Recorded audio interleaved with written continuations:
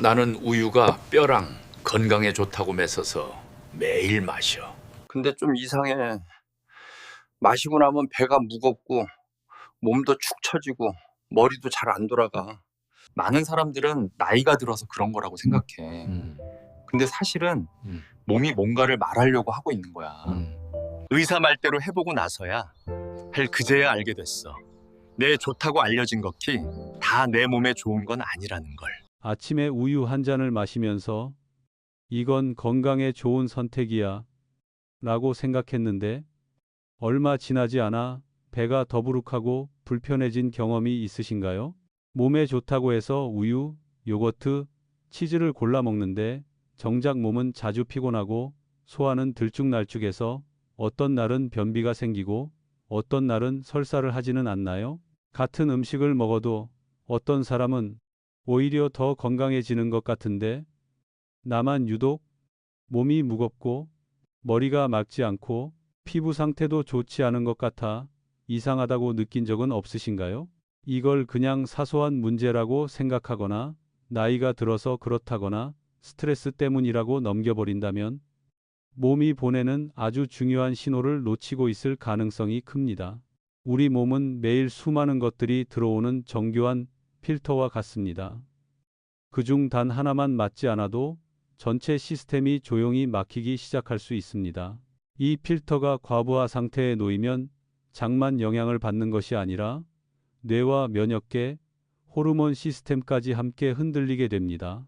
많은 사람들이 몸이 이미 많이 지쳐 있고 만성 염증이 오래 지속되거나 사실은 미리 예방할 수 있었던 질환이 나타난 뒤에야 문제를 깨닫곤 합니다. 하지만 다행인 점은 너무 겁먹을 필요는 없다는 것입니다.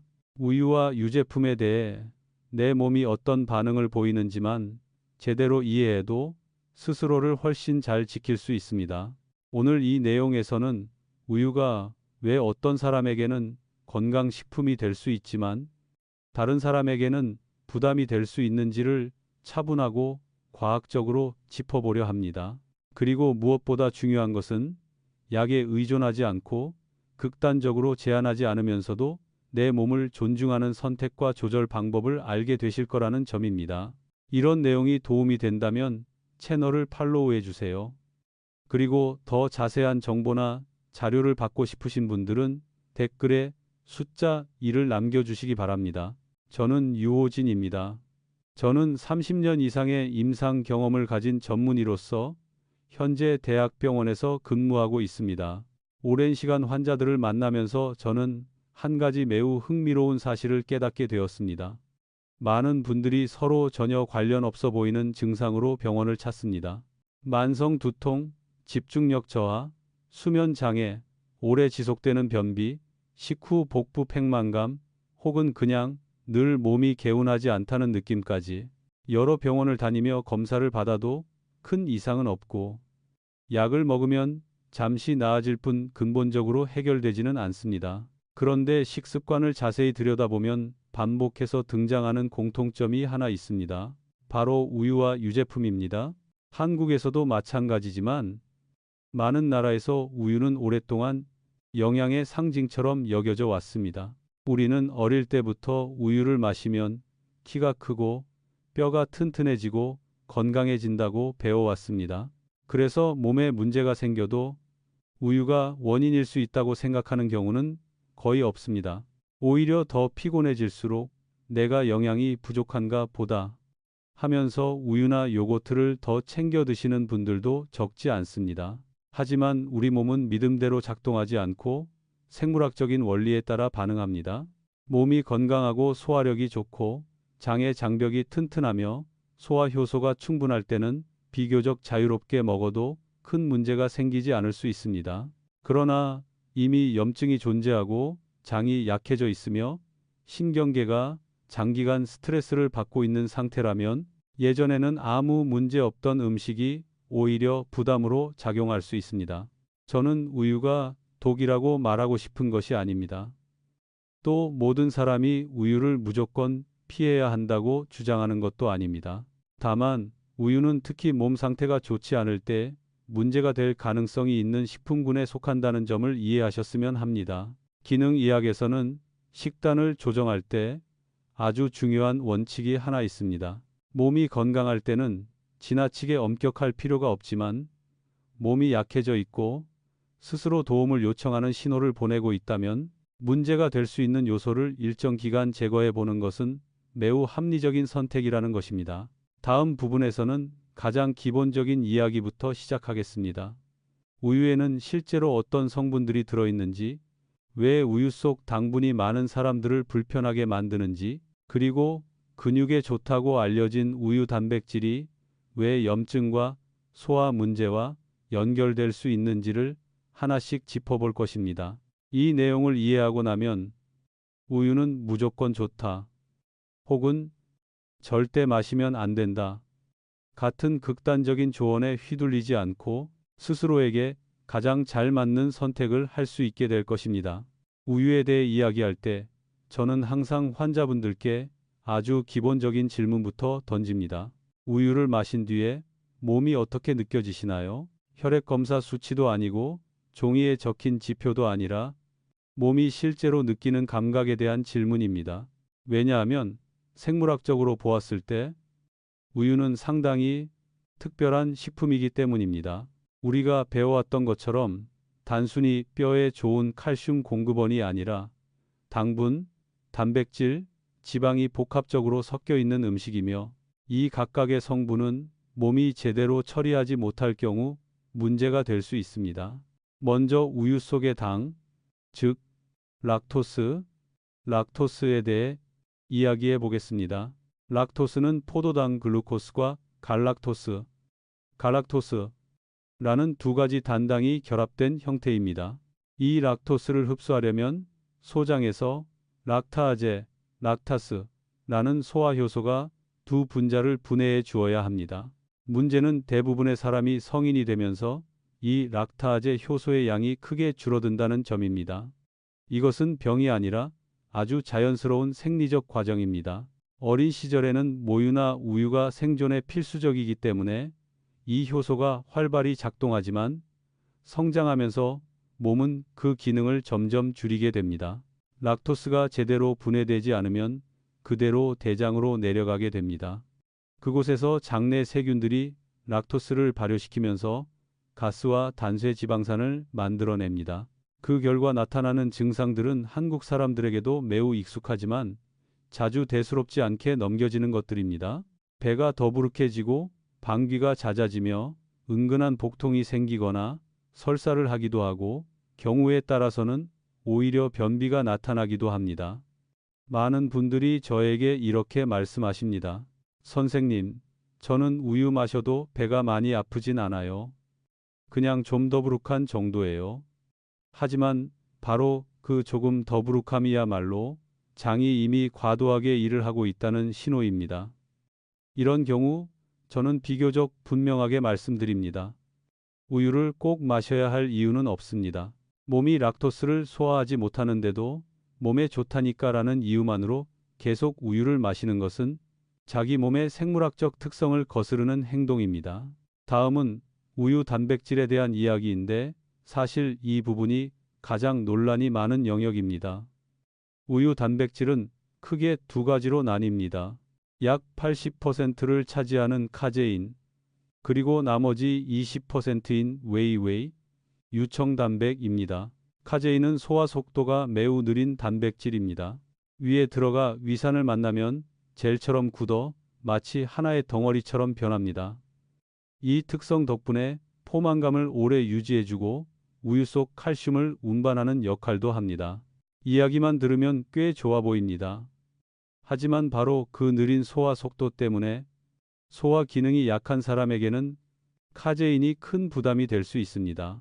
카제인이 완전히 흡수되는 데에는 7-8시간이 걸릴 수 있습니다. 장에 염증이 있거나 장 점막의 장벽이 손상되어 있거나 소화 효소가 충분하지 않다면 카제인은 완전히 분해되지 못할 가능성이 큽니다. 특히 A1베타 카제인의 경우 소화가 불완전할 때 BCM7이라는 물질이 생성될 수 있습니다.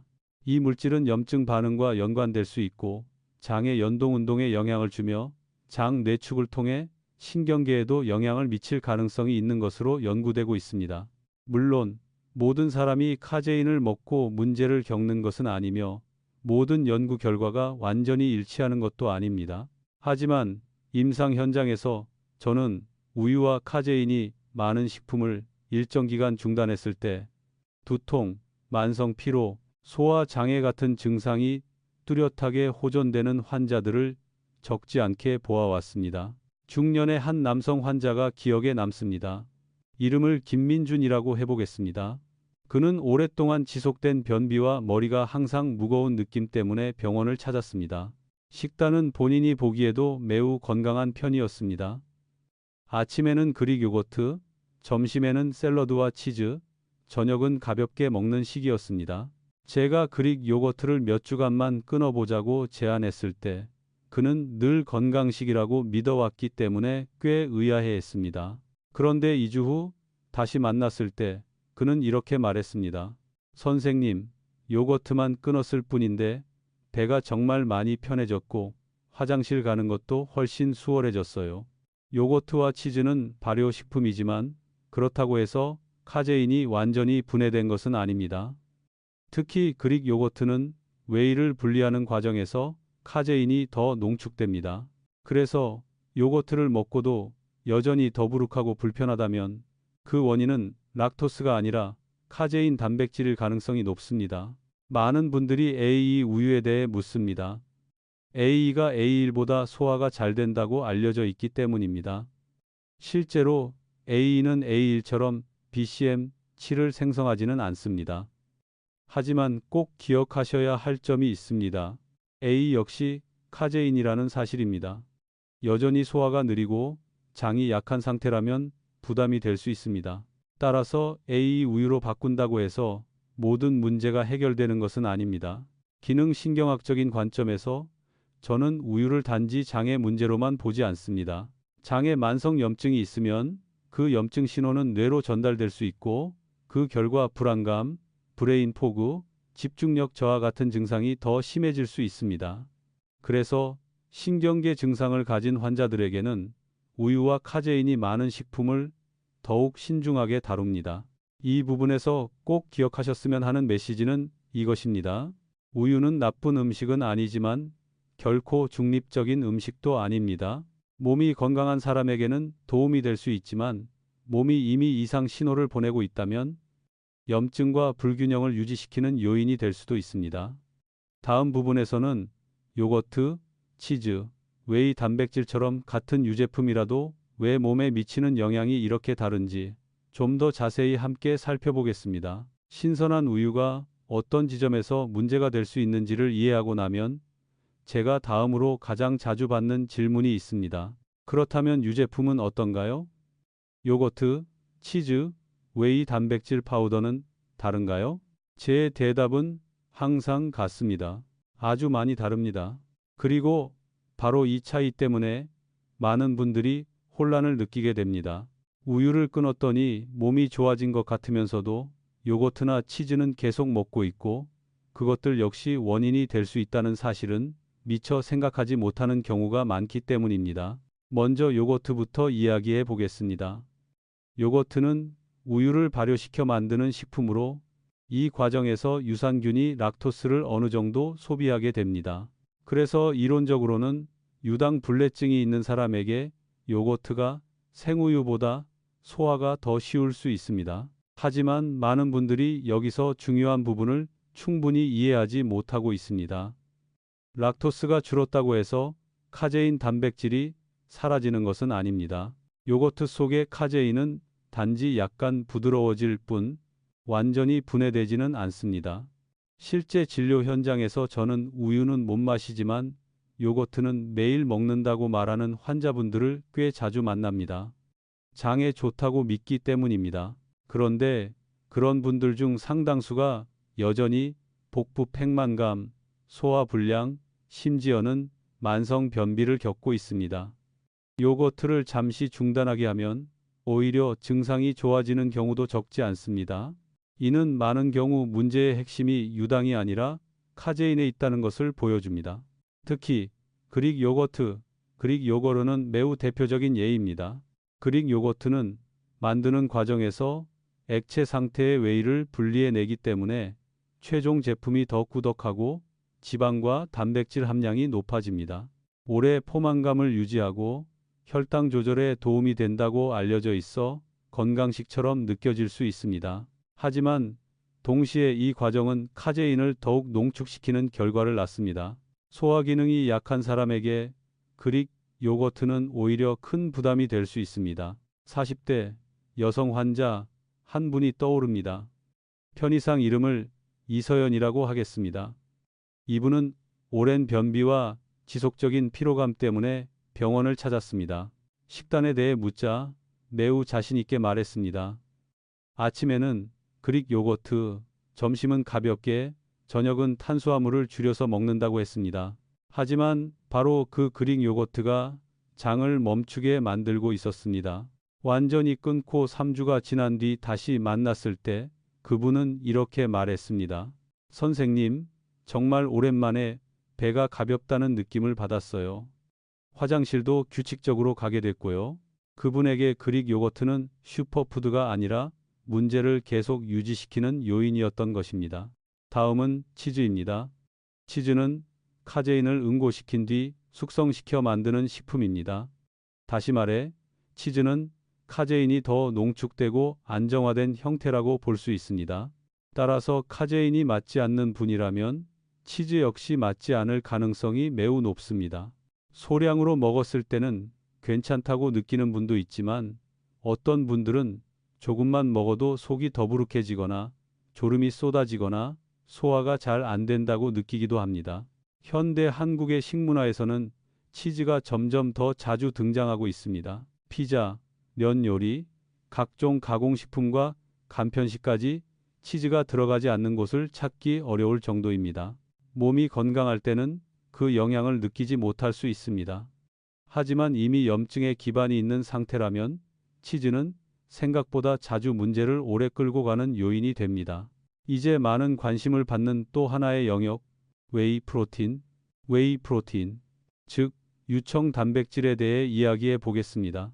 웨이는 우유 단백질의 약 20%를 차지하며 카제인과는 전혀 다른 특성을 가집니다. 카제인이 소화가 느린 고형 단백질이라면 웨이는 액체에 가까운 형태로 흡수가 매우 빠르며 보통 1시간 이내에 흡수됩니다. 이런 이유로 웨이 단백질은 운동 후 빠르게 아미노산을 공급해 주기 때문에 운동하는 사람들 사이에서 인기가 많습니다. 웨이 단백질의 또 다른 중요한 특징은 인슐린 분비를 자극한다는 점입니다. 이것 자체가 나쁜 것은 아닙니다. 운동 후에는 인슐린이 아미노산을 근육으로 보내주어 근육 성장과 회복에 도움을 줍니다. 하지만 문제가 되는 상황은 운동과 무관하게 웨이 단백질을 섭취하거나 적절하지 않은 성분과 함께 섭취할 때입니다. 시중에 판매되는 많은 단백질 파우더에는 웨이만 들어있는 것이 아니라 곡물 가루, 당분, 향미료가 함께 들어있는 경우가 많습니다. 이런 제품을 마시면 몸은 인슐린을 자극하는 단백질과 함께 혈당을 올리는 탄수화물을 동시에 받게 됩니다. 운동을 하지 않는 상태라면 이 에너지는 근육이 아니라 지방으로 저장될 가능성이 높아집니다.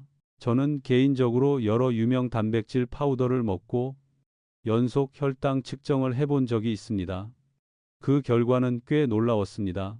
어떤 제품은 흰 빵을 먹었을 때와 거의 비슷한 수준으로 혈당을 올렸습니다.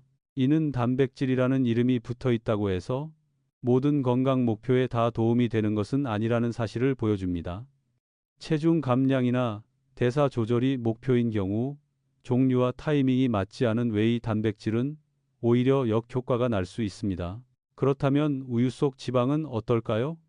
우유 지방에는 분명 긍정적인 면도 있습니다. 하지만 요거트나 치즈 같은 제품에서는 지방이 대부분 카제인과 함께 존재합니다. 그 결과 전체적인 소화 부담이 더 커질 수 있습니다. 건강한 사람에게는 단지 포만감이 오래가는 정도일 수 있지만 장이 약한 사람에게는 오래 지속되는 무거움으로 느껴질 수 있습니다. 이 부분에서 꼭 이해하셔야 할 점은 이것입니다. 모든 유제품을 하나로 묶어서 생각할 수는 없습니다. 같은 원료에서 출발했더라도 가공 방식에 따라 몸에 미치는 생물학적 영향은 완전히 달라집니다. 어떤 사람은 우유는 못 마셔도 운동 후 소량의 웨이는 괜찮을 수 있고, 어떤 사람은 버터는 괜찮지만 요거트나 치즈는 전혀 맞지 않을 수 있습니다. 모든 사람에게 적용되는 하나의 규칙은 존재하지 않습니다. 제가 진료 현장에서 몸 상태가 좋지 않은 환자분들을 대할 때 자주 선택하는 방법은 단순화입니다. 그릭, 요거트, 치즈, 이미 섞여 있는 웨이 단백질 제품처럼 복잡한 유제품을 일시적으로 중단하고 몸이 회복할 시간을 주는 것입니다. 그 이후 하나씩 다시 시도해 보면서 반응을 관찰합니다. 몸은 항상 답을 줍니다. 우리가 그 신호에 귀를 기울이기만 하면 됩니다. 마지막 부분에서는 버터, 기, 그리고 유제품 지방에 대해 이야기할 것입니다. 왜 이런 지방들이 상대적으로 문제를 덜 일으키는지, 누가 주의해야 하는지, 그리고 한국의 현실적인 환경에서 어떻게 선택하면 좋은지를 정리해 드리겠습니다. 더 나아가 결국 나는 우유를 먹어야 할까, 말아야 할까?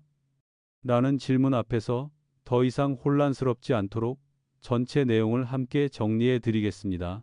신선한 우유, 요거트, 치즈, 그리고 웨이 단백질까지 모두 살펴본 뒤에 마지막으로 제가 이야기하고 싶은 것은 우유에서 나온 지방, 그 중에서도 특히 버터와 기거개입니다. 바로 이 점 때문에 많은 분들이 이렇게 말합니다. 우유는 못 마시겠는데 버터는 먹어도 괜찮아요? 이 현상은 우연이 아니라 아주 명확한 생물학적 근거가 있습니다. 버터는 우유의 구조를 깨뜨려 지방 방울들이 서로 뭉치도록 만들어진 식품입니다. 이 과정에서 대부분의 락토스와 우유 단백질이 제거됩니다. 쉽게 말해 버터는 당과 단백질이 거의 없는 거의 순수한 지방에 가깝습니다. 그래서 우유에서 가장 자주 문제를 일으키는 요소인 락토스와 카제인이 버터에는 거의 남아있지 않습니다. 우유 지방에는 몇 가지 흥미로운 특징이 있습니다. 약 70%가 포화지방이기 때문에 걱정하는 분들도 많습니다. 하지만 모든 포화지방이 같은 것은 아닙니다.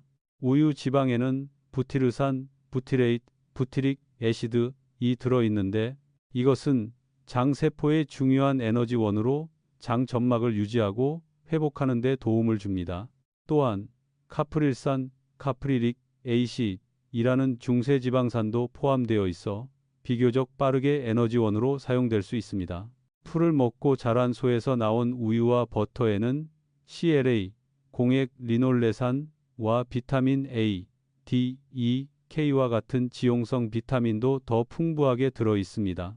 이런 이유들 때문에 유제품 중에서 꼭 하나를 선택해야 한다면 저는 환자분들께 버터가 상대적으로 문제를 덜 일으키는 선택이라고 말씀드리는 경우가 많습니다. 특히 장이 예민한 분들에게 그렇습니다. 혈당을 관리해야 하는 시기나 식욕을 줄이고 싶을 때 혹은 저탄수화물 식단을 하고 있을 때는 소량의 버터가 포만감을 주고 몸을 비교적 안정적으로 유지하는 데 도움이 될 수 있습니다. 하지만 문제를 덜 일으킨다는 말이 누구에게나 아무 조건 없이 괜찮다는 뜻은 아닙니다. 고지혈증이 있는 분들의 경우 버터 섭취는 반드시 전체 식단의 맥락 안에서 판단해야 합니다. 탄수화물을 줄였다고 해서 버터를 많이 먹는 것이 자동으로 좋은 선택이 되는 것은 아닙니다. 또한 일부 연구에서는 고용량의 포화지방을 장기간 섭취할 경우 전립선암 위험과 연관될 수 있다는 자료도 있습니다. 유방암처럼 다른 호르몬 의존성 암에 대해서는 아직 명확한 근거가 충분하지 않습니다. 이 이야기는 두려움을 주기 위함이 아니라 음식 그 자체보다 섭취량과 상황이 훨씬 중요하다는 점을 강조하기 위한 것입니다. 많은 분들이 또 하나의 대안으로 기기를 언급합니다. 기는 흔히 정제 버터, 순수 버터라고 불리며 버터를 끓여서 수분과 남아있는 우유 단백질을 거의 완전히 제거한 형태입니다. 그래서 우유에 극도로 민감한 분들에게는 일반 버터보다 기가 더 편하게 느껴지는 경우가 많습니다. 아주 소량의 단백질이나 락토스에도 불편함을 느낀다면 기가 더 적합한 선택이 될 수 있습니다. 그렇다면 한국의 현실적인 환경에서는 어떻게 선택하는 것이 좋을까요? GAPS 다이어트 같은 일부 자료에서는 풀을 먹여 키운 소의 비살균 우유를 권장하지만 한국에서는 거의 불가능한 선택입니다. 그래도 우유나 유제품을 사용하고 싶다면 유기농, 풀을 먹인 소, 저온 살균 같은 키워드를 참고하시면 좋겠습니다. 버터의 경우에도 원산지가 분명한 제품을 고르고 식물성 기름이 섞인 제품은 가급적 피하는 것이 좋습니다. 저는 또 귀리, 우유, 아몬드 우유, 두유, 코코넛 밀크 같은 우유 대체 음료에 대해서도 자주 질문을 받습니다. 실제로 각각 장단점이 뚜렷합니다. 개인적으로 저는 커피를 마실 때 귀리 우유로 바꾸지 않습니다. 많은 귀리 우유 제품에 정제된 식물성 기름이 들어있기 때문입니다. 두유를 고른다면 국산 콩으로 만든 비유전자 변형 non-GMO 제품을 선택할 것입니다. 이 부분은 다음에 따로 이야기해도 좋을 주제입니다. 이 긴 이야기를 마치며 꼭 한 가지 원칙만은 기억해 주셨으면 합니다. 몸이 건강할 때는 지나치게 엄격할 필요가 없습니다. 하지만 몸 상태가 좋지 않을 때는 우유를 포함해 문제가 될 수 있는 음식을 일정 기간 제한하는 것이 극단이 아니라 현명한 선택입니다. 저희 가족도 이 원칙을 따릅니다. 어떤 사람은 락토스 불내증 때문에 우유를 전혀 마시지 않습니다. 어떤 사람은 가끔 우유를 마시되 자신에게 맞는 종류를 고릅니다. 아이들의 경우는 또 다른 이야기입니다.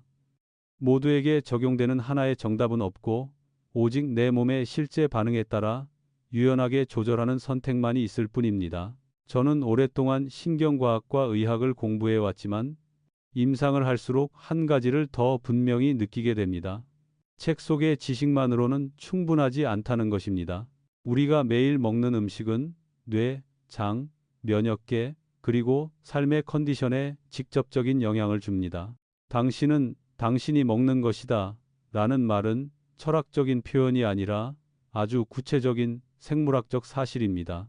끝까지 이 이야기를 따라와 주셔서 진심으로 감사합니다. 오늘의 내용이 당신이 자신의 몸을 조금 더 잘 이해하는 데 도움이 되었다면 저는 그것만으로도 충분히 보람을 느낍니다. 매일의 작은 식사 선택을 통해 몸이 점점 더 가볍고 맑고 건강해지는 감각을 되찾으시길 바랍니다. 오늘도 평안한 하루 보내시길 바라며 또 다른 이야기로 다시 만나 뵙기를 기대하겠습니다.